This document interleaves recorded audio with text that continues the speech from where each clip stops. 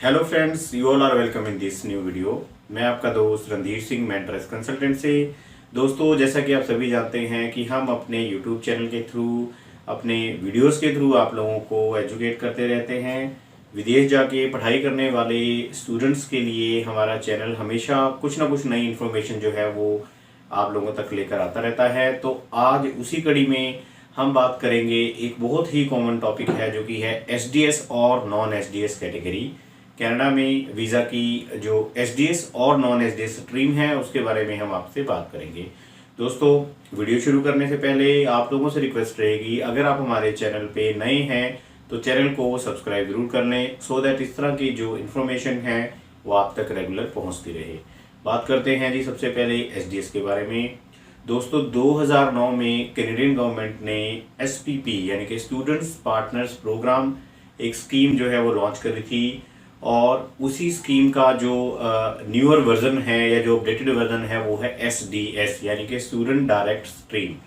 अगर कोई भी इंटरनेशनल स्टूडेंट्स, बेसिकली इसमें पहले 5 कंट्रीज थी, लेकिन अभी पीछे गवर्नमेंट ने इसमें और भी बहुत सारी कंट्रीज जो है करीबन 5 to 7 कंट्रीज को और ऐड किया है। और अगर इंटरनेशनल स्टूडेंट्स इन जो कंट्रीज हैं, जो 10-12 कंट्रीज हैं, अगर इन कंट्रीज से कोई स्टूडेंट है और वो एसडीएस स्कीम में अपना वीज़ा अप्लाई करना चाहता है तो उसको 3 डिफरेंट जो हैं रिक्वायरमेंट्स हैं उनको मीट करना पड़ेगा।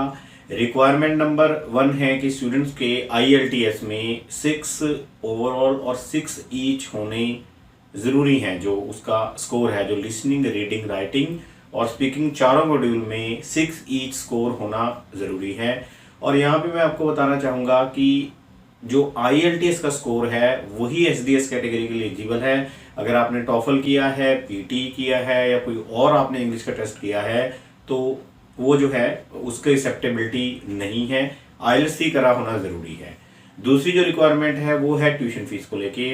एसडीएस कैटेगरी के अंदर अप्लाई करने के लिए आपका जो भी कंसर्न इंस्टीट्यूशन है उसकी आपको फुल ईयर की ट्यूशन फीस यानी कि पहले साल की जो ट्यूशन फीस है वो आपकी पे करी होनी ज़रूरी है। आपका कोर्स 2 साल का हो सकता है, 3 साल का या 4 साल का भी हो सकता है, लेकिन जो फर्स्ट ईयर की जो ट्यूशन फीस है वो पे करी होनी जो है वो मैंडेटरी है to apply your case under the SDS category. और मैं आपको यहाँ पे ये भी बताना चाहूँगा कि इंस्टीट्यूशन जो है वो प्राइवेट भी हो सकता है, पब्लिक भी हो सकता है और यूनिवर्सिटी भी हो सकता है। यहाँ पे इंस्टीट्यूट को लेके किसी भी तरह का कोई मैटर नहीं है, लोकेशन को लेके किसी तरह का कोई मैटर नहीं है, लेकिन जो ट्यूशन फीस है वो पूरे साल की भरनी ज़रूरी है। थर्ड रिक्वायरमेंट दोस्तों इसमें है जीआईसी सर्टिफिकेट की, जो कि है गारंटीड इन्वेस्टमेंट सर्टिफिकेट। यानी कि एसडीएस कैटेगरी में अप्लाई करने के लिए आपको जीआईसी सर्टिफिकेट लेना ज़रूरी है। जीआईसी सर्टिफिकेट आप बैंक ऑफ नोवा स्कोशिया से, सीआईबीसी के थ्रू, एसबीआई, एचडीएफसी या आईसीआईसी बैंक, 3-4 इसमें डिफरेंट सोर्सेज हैं या बैंक्स हैं, फाइनेंशियल इंस्टीट्यूशन इन्वॉल्व हैं, वहाँ से आप जस्ट जीआईसी सर्टिफिकेट ले सकते हैं।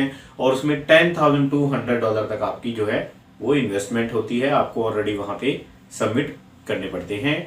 और इसके अलावा दोस्तों बायोमेट्रिक आपका क्लियर होना चाहिए और मेडिकल, आप मेडिकली फिट होने चाहिए। सो 3 मेजर रिक्वायरमेंट है जी एसडीएस को लेके। 1 साल की फीस, IELTS में आपका 6 ईच होना ज़रूरी है और आपका जीआईसी सर्टिफिकेट लेना ज़रूरी है। ये तो है एसडीएस। अब हम बात करते हैं अदर कैटेगरी की, जो कि है नॉन एसडीएस। दोस्तों, ऑनेस्टली स्पीकिंग नॉन एसडीएस कोई कैटेगरी नहीं है। ये जस्ट हमने जो एसडीएस में फॉल नहीं करते हैं उनको हम नॉन एसडीएस कैटेगरी के स्टूडेंट कहते हैं, या जर्नल कैटेगरी भी हम कह सकते हैं। तो उसमें वो स्टूडेंट फॉल करते हैं जिनका 6 ईच नहीं है। सपोज कीजिए आप 12th के बाद अप्लाई कर रहे हैं, आपका ओवरऑल स्कोर 6 है लेकिन एक मॉड्यूल में 5.5 है, देन अगेन आप शर्त को पूरा नहीं करते हैं एसडीएस की। इसी तरह से अगर आपने जीआईसी सर्टिफिकेट परचेज नहीं करा है, then again you are not eligible to apply under the SDS category. और अगर आपने फीस पूरे साल की इंस्टीट्यूशन की नहीं दी है तो भी आप नॉन एसडीएस या जनरल कैटेगरी में अप्लाई करेंगे। अब मैं आपको दोस्तों इसका डिफरेंस बता देता हूँ। एसडीएस और नॉन एसडीएस कैटेगरी में जब आप अपनी फाइल सबमिट करते हैं तो इसका क्या मेजर डिफरेंस है।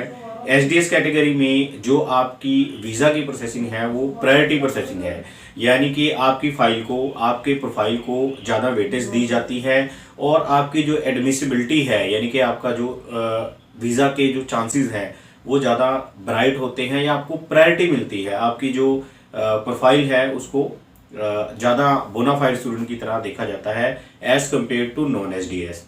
बट अगेन मैं अपने बेस्ट ऑफ माई एक्सपीरियंस बताना चाहूँगा कि जो नॉन एसडीएस के जो स्टूडेंट्स हैं कैटेगरी में जो अप्लाई करते हैं, तो उनको भी जो वीज़ा में है उनके भी सक्सेस रेट अच्छे हैं या उनको भी वीज़ा मिल सकता है। क्योंकि जब हम वीज़ा अप्लाई करते हैं तो वीज़ा देने के लिए जो कंसर्न वीज़ा ऑफिसर है, जो अथॉरिटी है, वो एक पैरामीटर पे काम नहीं करता है। आपकी जो है क्वालिफिकेशन किस तरह से है, आपने कोर्स रेलिवेंट लिया है कि नहीं लिया है, आपका जो इंस्टीट्यूशन है उसका क्या लेवल है, आपकी परसेंटेज कितनी है, स्टडी में गैप कितना है, आपका फैमिली बैकग्राउंड कैसा है, इमिग्रेशन हिस्ट्री कैसी है, मेडिकल हिस्ट्री कैसी है, बहुत सारे मल्टीपल फैक्टर होते हैं।